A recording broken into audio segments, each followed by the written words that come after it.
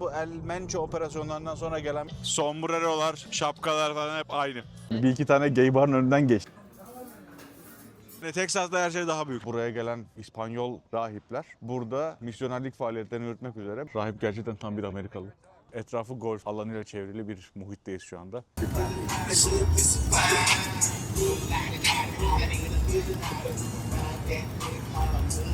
Herkese merhabalar. Merhaba. 14 Mart Cumartesi günü, güneşli bir Sanlus günündeyiz. Amerika'ya geçeceğiz. 2-3 günlük bir tatil var burada. Salı günü geri döneceğiz. Cumartesi bugün. San Antonio'ya uçuyoruz. Buradan hem Houston'a hem Dallas'a hem de San Antonio'ya. Texas'ın 3 farklı bölgesinde direkt uçuş var. Onları değerlendiriyoruz biz de böyle küçük fırsatlar olduğunda. Bugün San Antonio'ya uçacağız. Daha önce hem Houston'a hem Dallas'a gitmiştik ama San Antonio'ya hiç gitmemiştik. İlk kez gideceğiz. Çok güzel olduğunu söylüyorlar. Böyle içinden nehir falan geçen bir şehirmiş. Gidince göreceğiz, bilmiyorum. Hiç ben görsellerine de bakmadım yani açıkçası. San Antonio'da araba kiralayacağız. Bir gece orada kalacağız. Daha sonra da San Antonio'dan üstüne geçeceğiz. 2,5 saat o civarda bir yol yapacağız işte arabayla. Texas'ın güzel yollarından gideceğiz. Oraları da gösteririz size. Arada bir de outlet yapacağız. Bu gezi 2 video olarak planladım. Bir Houston San Antonio gezisi olacak. Bir de ayrı bir outlet gezisi olacak. 2 farklı video çıkacak buradan. Houston'da da dönmeden önce pazartesi akşam Houston Rockets Los Angeles Lakers maçına gideceğiz. Alperen'in maçına gideceğiz. Evet, asıl amacımız o zaten. Eğer yakalayabilirsek de maça da önden girmeyi düşünüyoruz. Kapı 7'de açılıyor maç 8.30'da. Bu maç öncesi ısınmalarda falan Alperen'le beraber eğer bir fotoğraf video çekebilirsek Houston formamı gerisini alacağız artık.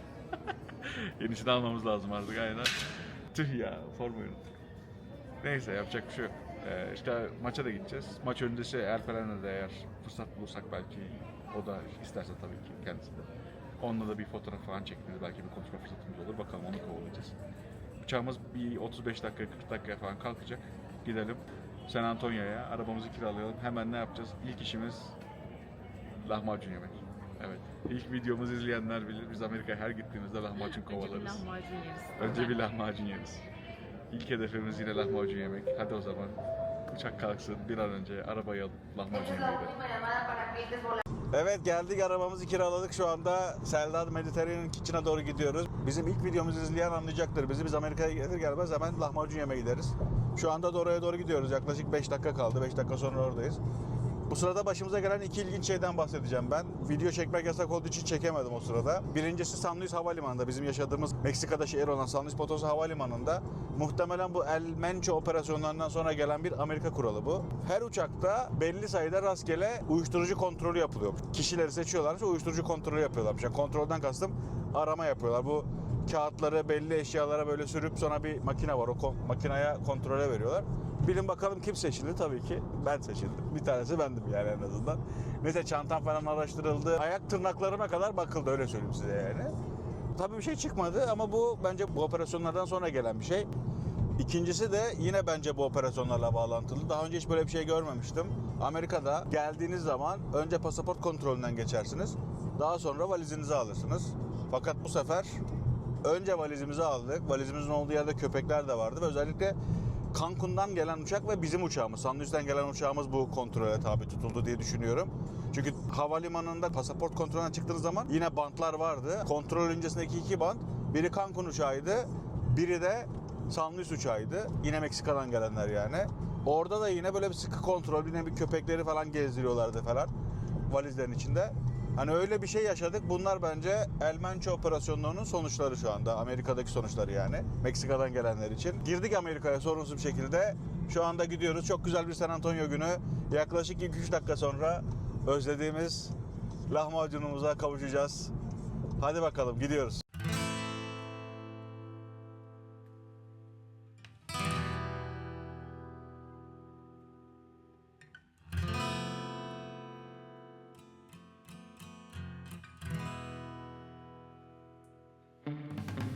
Bir adet döner ve 2 tane lahmacun. Biz geldi, lahmacunu bekliyoruz. Şimdi döner yiyeceğiz.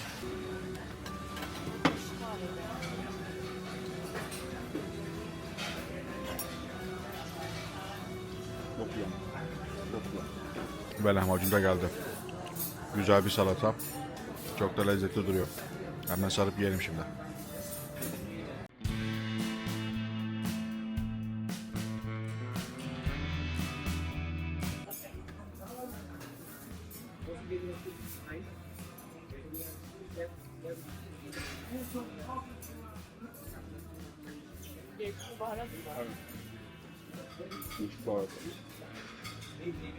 Ama esans falan kokuyor.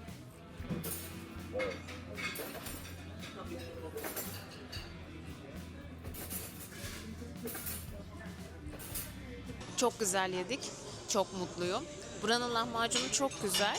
Aynı yerin Dallas'taki şubesine ilk gitmiştik. İlk defa orada dışarıda lahmacun yemiştik. Onu da çok beğenmiştik. Lahmacunu çok başarılı. Şimdi üzerine çayımızı içiyoruz. Asıl tatlıyı bekliyoruz. Bugün gerçekten güzel bir gün oldu. Tatlı olarak da künefe yiyeceğiz. Ya da buradan yetişeceksin.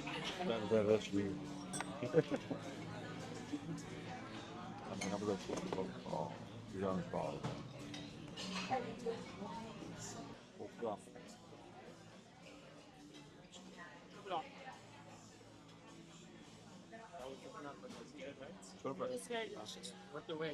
Yes. Right. Türkiye'den geldi İstanbul'dan. Allah memnun kaldık. İsminiz neydi? Süleyman. Bizim bir de küçük bir YouTube kanalımız var da çekiyoruz. Sizden de bahsedelim. Aman aman. Etmeyelim. Tamam. Emrah. Ömer Bey. Abiler çekiyormuş da. Menajer ortağımız. Öyle mi? Ömer Bey. Merhabalar. Hoş geldiniz abi. Hoş bulduk. Nasılsınız? Canlı yayın mı? Ya canlı yayın değil. Kendimize çekiyor ama çok küçük bir kanalımız var. Öyle şey değil yani. Merhaba diyelim. Aynen. Burada YouTuber'sınız değil mi? yani işte YouTuber değiliz. Mühendisiz aslında. Ama böyle işte Ya şimdi gezdiğimiz şöyle yerlerde anlatıyoruz yani. Ya Amerika'ya gelip artık moda oldu değil de yani ben de gelsem Amerika'ya Açarsın değil mi şöyle bir şey yani çünkü izleniyor insanlar merak yani. Eskiden hadi imkanı olan yapıyordu. Ama şu anda Cesareti teknoloji- olan diye. Evet. Şimdi Şu çok anda basit her herkes şey yani. Daha şey. Nasıl? İyiyiz valla. Sağ olsun. Nasılsınız? İyi Allah. Biz de şeyde normalde Meksika'da yaşıyoruz. Evet, Yani ne güzel. orada yaşıyoruz. Şimdi buraya geldik. Havalimanında indik, arabayı kiraladık, çat diye ilk buraya geldik. Ha, ilk buraya geldik. Aynen, hemen lahmacun Kaç diye gün bakalım. buradasınız?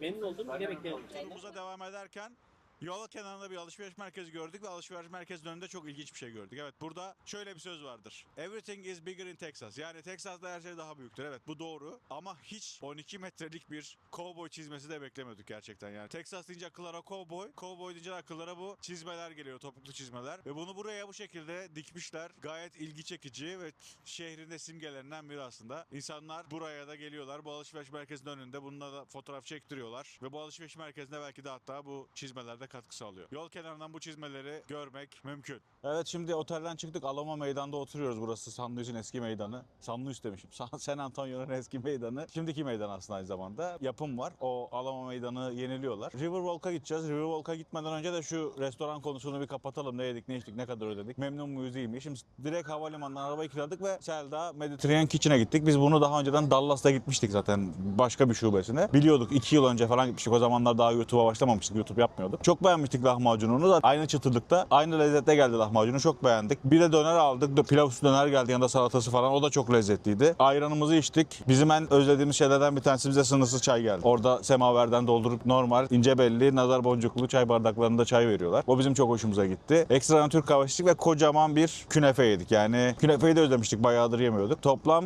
bahşişle beraber $80 verdik. Bence yediğimize içtiğimize tamamıyla değdi. Sahipleri çok nazikti. Ömer Bey bizle birebir ilgilendi. Sağ olsun, çok teşekkür ediyoruz ona da. Bu kesinlikle bir işbirliği değildir bu arada. Zaten bizim işbirliği yapacak kadar çok takipçimiz yok. İşbirliği yapmadığımız için de görüşlerimizi özgürce söyleyebiliyoruz aslında. Ama dediğim gibi yani Amerika şartlarında bizim gittiğimiz hemen hemen her yerde biz büyük şehirlerde özellikle Türk restoranı arıyoruz, buluyoruz. Ama yediğimiz en iyi lahmacun 2 seferde de hem Dallas'ta hem de burada San Antonio'da Selda Mediterranean Kitchen'daydı. Gerçekten çok lezzetliydi. Şimdi Riverwalk'a gidelim. Bakalım San Antonio'da geceleri Riverwalk nasıl oluyormuş. Özellikle bugün St. Patrick's günü. St. Patrick's'in günü 17 Mart'ta ama bugün bir önceki cumartesi günü. Bugün kutlamalar oluyor Amerika Birleşik Devletleri'nde. Nehrin etrafındaki barlarda, kafelerde neler oluyormuş.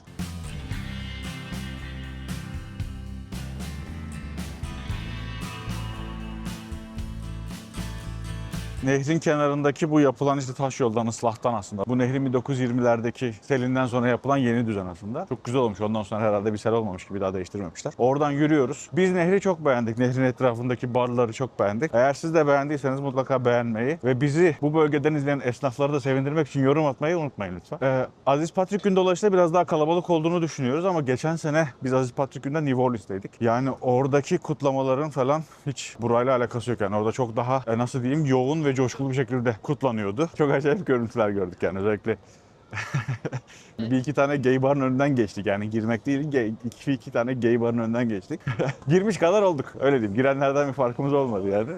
Ama eğlenceliydi. New Orleans o açıdan çok eğlenceliydi yani. New Orleans'ta Fransızların ilk kolonileştirdiği bir yer. Biliyorsunuz orada biraz daha böyle Fransız esintisi var. Burada biraz daha İspanyol, Meksika esintisi var. Amerika'da bunları keşfetmek, Amerika'da bunları hissetmek gerçekten çok güzel. Şimdi otele gidelim. Yarın sabah tekrar bu nehir tarafına kahvaltıya geleceğiz. Ondan sonra bir iki durağımız daha var San Antonio'da. Sonra da Houston'a doğru yola çıkacağız. Aslında San Antonio çok küçük zaten. Hani bir günlük ya da 2 günlük bir yer. Bir evente ya da bir organizasyona katılmayacaksanız 2 günde aslında burayı tamamlayabilirsiniz ama şu anda şunu söyleyebilirim. Yani bu sadece nehir kenarını gördükten sonra bile burası gerçekten bir kere görülmesi gereken bir yer. Eğer Amerika'ya geliyorsanız buraya 1-2 gün zaman ayırmanızı öneririm.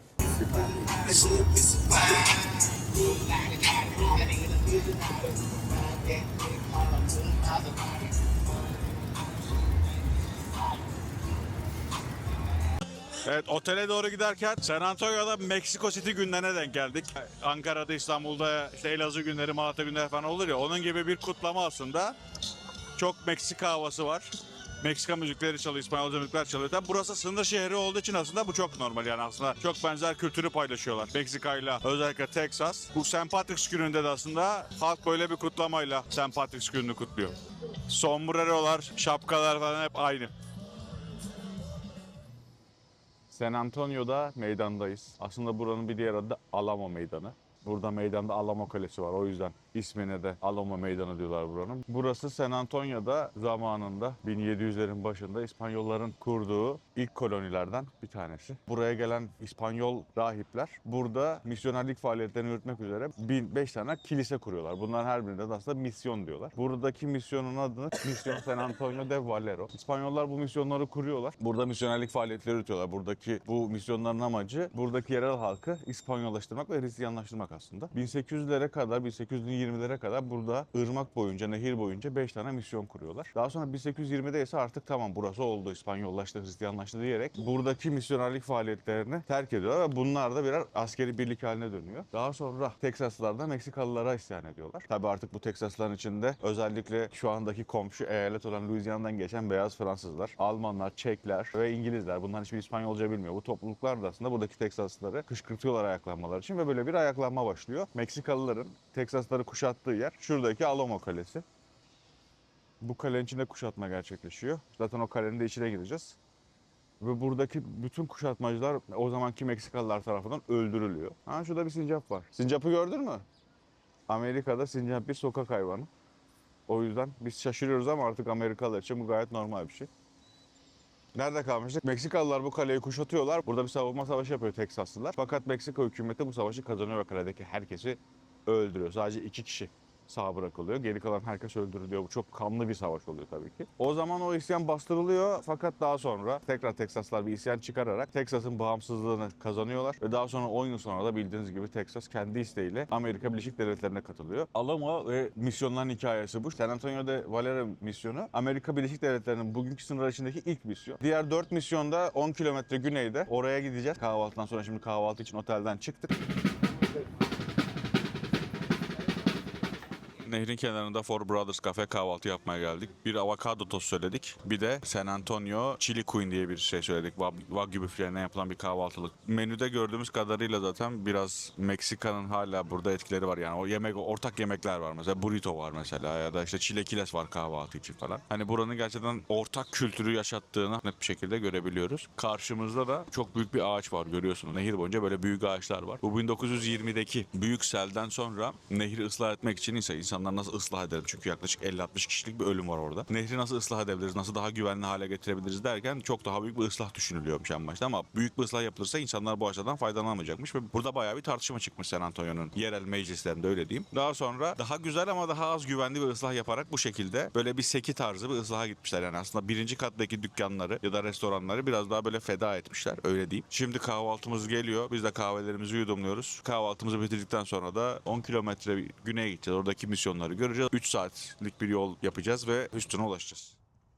Yaklaşık bir 15 dakikalık bir araba yolculuğu 10 kilometre sonra Mission San Juan'a geldik. Yani burada eski yerleşim yerlerinden bir tanesi. Burada toplam 5 tane var. Biz San Juan'a geldik. Bu misyon olduğu gibi günümüze gelen en büyük misyon. Bir kampüs gibi bir şey aslında bu misyon denilen şey. Yani bakın şurası kilise. Birazdan yakına gideceğiz. İçeri girebiliyor muyuz emin değilim. Diğer taraflar işte insanların kaldığı, hayvanların beslendiği, yemeklerin yapıldığı aslında bir alan. Yani burası komple bir yaşam merkezi aslında. Güneyden başlayarak San Antonio kuzeye doğru giden aslında 5 tane misyon var. Bunlar sırasıyla Mission Espada, Mission San Juan, biz şu anda Mission San Juan'dayız. Mission San Jose, Mission Conception ve en sonunda da San Antonio şehir merkezinde olan şu andaki ismiyle Alamo diye anılan misyon. Hepsi aslında bu şekilde bir kompleks olarak dizayn edilmiş. Merkezinde tabii ki insanları Hristiyanlaştırmak için kurulan bu misyonlar aslında aynı zamanda o zamanlardaki 1700'lerdeki ekonomik aktivitelerinde faaliyet merkezi. Yani çevrede yetişen tarım ürünleri, özellikle pamuk, Texas için çok önemli. Onlardan yapılan ürünler bu gördüğünüz meydanda aslında bir pazar yeri olarak kullanılıyordu o zamanlar. Ve bu da aslında buradaki misyonların da ekonomik de bir amacı olduğunu gösteriyor. Daha sonra kurulacak olan şehirlerin ilk merkezleri olarak düşünülüyor. 1700'lerde başlıyor bu iş. 1800'lerde artık buradaki misyonlar görevlerini tamamladıklarını düşünerek artık burada insanların yeteri kadar Hristiyanlaştığını, belki İspanyollaştığını düşünüyorlar. Ve Kaliforniya'ya gidiyorlar. Kaliforniya'da da aynı görevi icra etmek için buradaki İspanya'dan gelen rahipler Kaliforniya'ya gidiyor. Daha sonra tabii Meksika İspanya'dan ayrılıp bağımsızlığını ilan edince buradaki Texas özelinde tabii ki bir isyan çıkıyor ve Texas'ta aslında bir süre sonra Meksika devletinden ayrılıp 10 yıl bir bağımsız Lone Star State, şu anda bayraklarda da falan da görüyoruz. Texas bayrağındaki tek yıldızın mantığı da odur. Yani tek başına bir eyalet anlamına geliyor.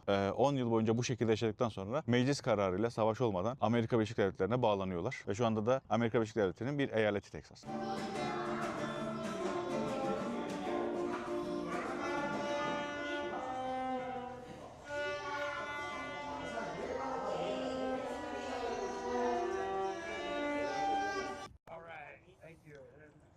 Rahip gerçekten tam bir Amerikalı. Hiç bu kadar Amerikalı bir Katolik görmemiştim ya, gerçekten çok değişik oldu. High five falan deyip insanlara çakıyor çocuklar falan. Çok keyifli bir adammış. Texas'ın güneşinden şöyle bir gölgeye sığındım. Bu misyon San Juan misyonu kadar. Ya burası en büyüklerinden bir tanesi ve günümüze en net ulaşanlardan bir tanesi. Diğer 3 misyona gitmeyeceğiz. Çünkü zaten bir tanesi Alamo'daydı. Onu zaten şehir merkezine çektik. Hepsi benzer yapılar. Şimdi buradan Houston'a geçeceğiz. Yol üzerinde Trader Joe'ya uğrayacağız. Trader Joe bugün Londra'da ve Kore'de çok ilginç bir şekilde çok popüler. Özellikle bez çantaları çok popüler. Neden hiçbir fikrim yok. Hadi Trader Joe'ya gidiyoruz. Bayağı kalabalık. Pazar günü olması sebebiyle kiliseden çıkan Trader Joe's'a gelmiş. Gerçekten çok kalabalık. Bakalım içeride ne var. Bak görürüz, insanlar paket paket almış, doldurmuş, götürüyorlar. Evet, beklenmedik bir şekilde arkadaşlar dondurulmuş simit bulduk. Belli olmuyor ne bulacağız. Biz dondurulmuş simit bulduk. Evimiz burada olsa alırdık ya. Bu fırında çok güzel olur. Neyse, üstündeki Türk marketine giden belki taze pişmiş buluruz. Burada bildiğim börek, Yunan böreği olarak satılıyor. Bence burada bildiğim börek. Arnavut böreğine benzettim ben kat kat. Evet. O da kol böreği mi? Yunan olarak satıyorlar ama aslında kol böreği ya. Evet. Neyse, en azından simiti yazmışlar. Turkish bagel falan yazmamışlar ya. Turkish sesame bread. Ya, bir de Adana kebap bulduk. Gerçekten ne çıkacağı belli olmuyor. Orta Doğu yemeği diyor. Tamam, meşhur olan çantadan yok ama bir sürü farklı Trader Joe çantası varmış gerçekten. Biz şunu aldık.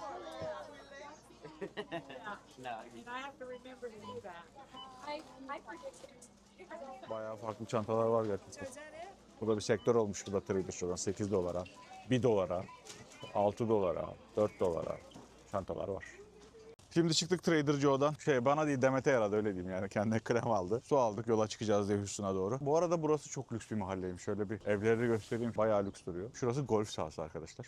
Golf arabaları falan da şurada duruyor, bakın görebilirsiniz. Etrafı golf alanıyla çevrili bir muhitteyiz şu anda. Şu anda San Antonio turunu tamamladık. Houston'a çıkacağız. Türk marketine uğrayacağız önce. Umarım geçen seferki gibi gittiğimizde hemen taze simit bulabiliriz. Ya inşallah bulabiliriz, evet. Pide de olabilir Ramazan olduğu için. Ya bu Trader Joe's özellikle organik ürünleriyle çok meşhur. Kremleri falan var. Temiz içerikli kremleri var. Pek çok pahalı markanın alternatifleri aslında bunlar. Uygun fiyatlı alternatifleri. O kozmetiklerini çok alıyorlar. Bir de ana anladığım kadarıyla o sebze meyveleri de çok organik. O yüzden de organik sever bir müşteri kitlesi var burada. Ama bayağı kalabalıktı. Ya ben beklediğimden daha kalabalık, evet. Evet. Muhtemelen pazar günü olmasının da etkisi var. Evet, bir de o çantalarda asıl aradığım çantayı bulamadım ama çanta olarak çok alternatif varmış. Yine güzel bir şey bulduk ama. O zaman yola çıkalım. İlk hedef Türk marketi, Hüsnü'ndeki Türk marketi. Burada alamadığımız simitler çünkü dondurulmuştu. Bir ara düşündük acaba yolda alalım, güneşe koyalım, acaba erir mi falan, ısınır mı diye. Ama bir sefer öyle bir tecrübemiz var. Mikrodalgada bir simit yapmıştık ama o beklenen etkiyi vermedi. O yüzden almadık. Umarız şimdi orada gittiğimizde hemen geçen seferki gibi taze simit buluruz. Peynir de alırız. İçine koyar yeriz o mis gibi. En güzel hamburgerden daha kral. Biz San Antonio'yu çok sevdik. Tarihi falan bizi çok şaşırttı. Misyonlara gittik, gördük. Nehir kenarı çok güzeldi. Akşam çok eğlenceliydi. Siz de sevdiyseniz videoyu beğenmeyi, sevdiğiniz kısımları da videonun altında yorumlarda belirtmeyi lütfen unutmayın. Bu tip şeyler bizi bu videoları çekmek için motive ediyor. Yola devam edelim. Yaklaşık 2,5-3 saat durmadan non-stop bir yol yapacağız. O zaman Türk marketinde Houston'da, Texas'ın en büyük şehrinde görüşmek üzere. Evet, yaklaşık 3 saat yolculuğun sonunda geldik. İçeride çekim yapmamız izin vermedikleri için biz de aldık çıktık. Ama dediklerimizi bulduk. En azından Ramazan pidesi ve bir adet beyaz peynir aldık. Şöyle Ramazan pidesini göstereyim. Bayağı sıcak sıcak çıktı yani. Evet, yani çok uzun zamandır böyle sıcak bir pideye denk gelmemiştim. Bayağı güzel. Peynirimizi aldık.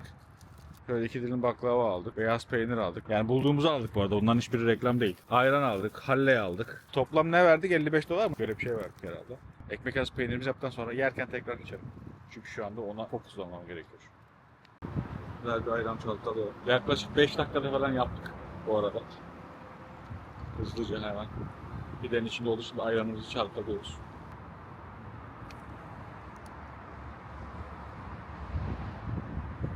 Of.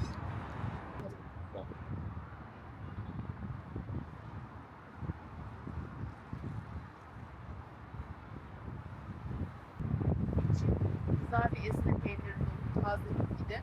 Bir de ekşi bir ayran.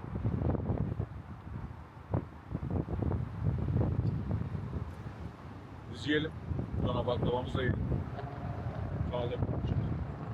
Yedik vallahi, çok güzel yedik. Uzun zamandır aradığımız şeydi ya. Uzun zamandır pide yememiştim. Ramazan Evet, pidesi bayağı da yememiştim. Bir de tam fırından çıktı. Direkt aldık böyle. Sıcak sıcak bir pide yedik. İçine güzel bir ezine peyniri koyduk. Burada işimiz bitti. San Antonio'dan buraya 285 kilometre geldik. Aslında bunu en baştan söylememiz gerekiyordu ama marketi görünce heyecanlandık. Hemen gittik, alacaklarımızı aldık, yiyeceklerimizi yedik. Yaklaşık 3 saat sürdü. Geldim, hemen şurada bir tane benzinlik. Buraya gelmeden önce bir tane benzinlikle doldurdum. 3.1'den aldık. Galonunu burada galon olarak satıyor. Ve $25 depo doldu. San Antonio'dan buraya 285 kilometre $25 geldik. Çok ucuz tabii. Tabii bu pahalanmanın herhalde şeyin de etkisi var. Şu anda devam eden İran, İsrail, Amerika'dan kaynaklı. İran'ın Hürmüz Boğazı'nı kapatmasından kaynaklı. İşte oradaki kaostan kaynaklı. Biliyorsunuz petrol bir çıkıyor bir iniyor, bir çıkıyor bir iniyor. Meksika Körfezi'nin içine gideceğiz. Bir saatlik bir yolumuz daha var. Galveston'a gideceğiz. Sonra tekrar gece Houston'a döneceğiz kalmak için ama bugün Galveston'u gezeceğiz. Gidelim Hadi orada Körfez'in içini gezmeye görelim. devam o zaman. Hadi gidelim, takip edin bizi.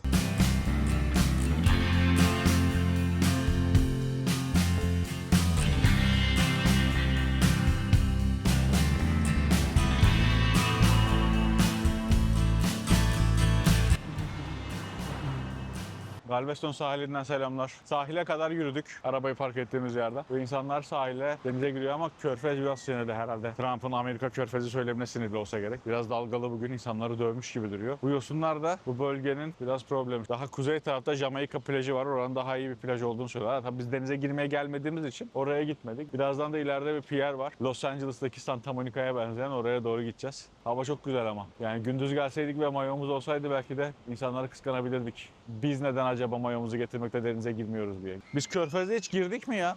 Hiç girmedik değil mi? Yok. Meksika Körfezi'nde hiç biz okyanusa girmedik. Karayipler'de girdik. Pasifik'te girdik. Miami taraflarda, Bahamalarda girdik. Bunlar hep Körfez'in çevresi. Körfez'i çevreledik ama Cancun'da girdik ama Körfez'in içine girmedik. Bir gün Tampico'ya gidelim ya. Bizim oraya yakın Tampico. 4-5 saat arabayla. En azından Körfez'e girdik deriz yani. Bir gün bir bakalım yapabilir miyiz diye. Şimdi biraz yürüyelim. Burada güzel 3-4 tane konak var. Bunları gidelim, fotoğraflayalım, bir videolarını çekelim. Sonra tekrar Pierre'e geleceğiz.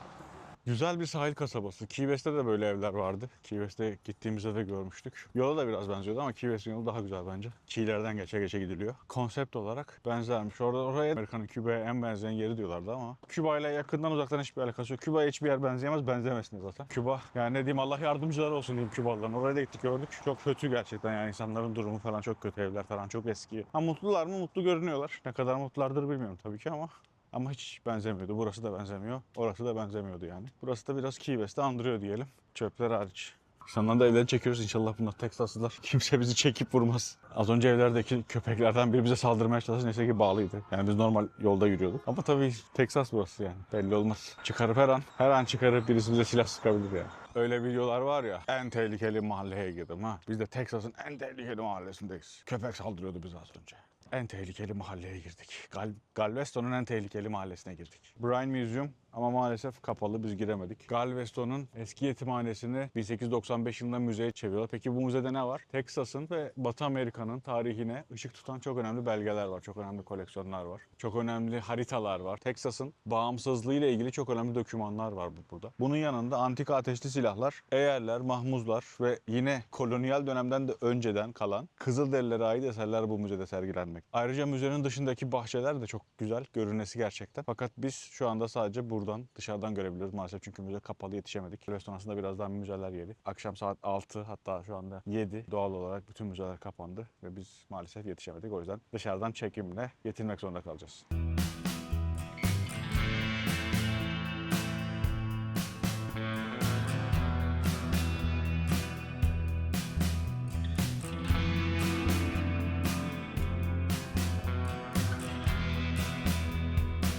Hava karardı. Bu havada gördükleriniz aslında rüzgardan dolayı kalkan kum. Çok kumlu bir hava var şu anda. Yani sis gibi görünüyor. Pierre'deki Luna Park ışıklandırdılar. İskele şu an çok güzel görünüyor. Los Angeles'ta biliyorsunuz çok meşhur bir pier var. Santa Monica'da. Ona benzemiş Galveston'daki pier'de. Santa Monica'nın buraya göre bir ekstrası daha var. Hem Los Angeles'ta en meşhur pier. Bir de Route 66. Tarihi 66 numaralı yol. Amerika Birleşik Devletleri'ne boydan boya kat eden bir 66 numaralı yol var. O 66 numaralı yol Santa Monica'daki pier'de son buluyordu. Öyle de bir özelliği var o pier'in. Şimdi iskeleye biraz da yakından bakmaya gidelim. Şöyle bir pier'e girdik çıktık. 1900'lerin başında yapıldı. 2012 yılında tekrar yenilendikten sonra tam bir Luna Park olarak işlevine devam ediyor. Ama biz yani hem Hollywood stüdyolarına hem de Orlando'daki Disneyland'a gittiğimiz için bizi çok sarmadı açıkçası. Oradaki oyuncaklar daha büyüklere yönelik, bunlar daha teenage'lere yönelik. Zaten gelenler de yani belki çevrede gözünüze çarpmıştır sizin de tamamen teenage. O yüzden biz girmedik. Girenler için $12,5 bir ilk giriş ücreti var. Oyuncaklara binmek isterseniz de oyuncaktan oyuncağa değişen bir farklı ücretler var içeriye girdikten sonra. Birazdan tekrar Houston'a doğru yola çıkacağız ama Houston'a doğru yola çıkmadan önce size Galveston adası ile ilgili birkaç tane tarihi bilgi vermek istiyorum. Bu ada ilk İspanyollar tarafından 1528 yılında bulunuyor. O zaman bu bölgede yaşayan yerlerin adı Karankava. Buradaki insanlar o zaman tamamen tabii ki ada olduğu için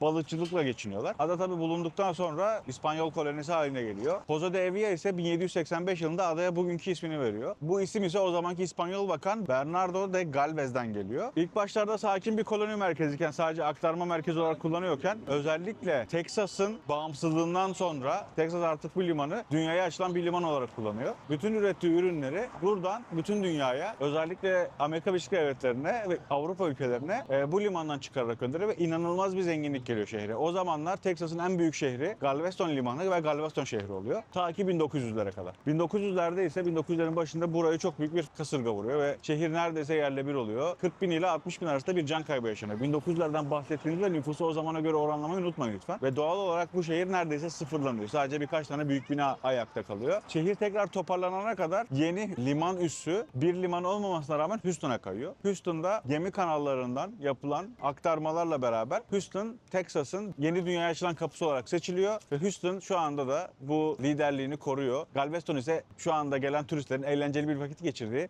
sahil kasabası olarak hayatına devam ediyor. Evet, Galveston'u da bitirdik. San Antonio'dan Houston'a, Houston'dan Galveston'a geldik. Şu anda tekrar Houston'a geri döneceğiz. Yorulduk. Otele geri döneceğiz. Evet, biraz yorulduk. Uzun araba sürdük. Yaklaşık 1 saat falan Galveston içinde o tarihi binaları görmek için yürüdük. Biraz yorulduk. Havada biraz rüzgarlı. Rüzgarlı ama esen bir hava var. Sıcak esiyor. Şu an Mart'ın ortasındayız. Çok nemli bir hava var. Sıcak, yani sıcak esiyor. Bu turu kapatacağız. Hem San Antonio'yu hem Houston'u gezdik. Yarın Outlet'e gideceğiz. Onu artık ikinci videoda izlersiniz. Outlet'ten sonra da yarın Houston Rockets Los Angeles Lakers maçına gideceğiz. Buraya geliş amacımız aslında evet Alperen'in maçına gitmekti. Hem bu arada da hiç görmediğimiz San Antonio'yu ve hiç daha önce görmediğimiz Galveston'u da gördük. Buradan o zaman bu videoyu kapatalım. Hem Outlet turunda hem de Alperen'in maçında görüşmek üzere. Görüşürüz. Görüşürüz.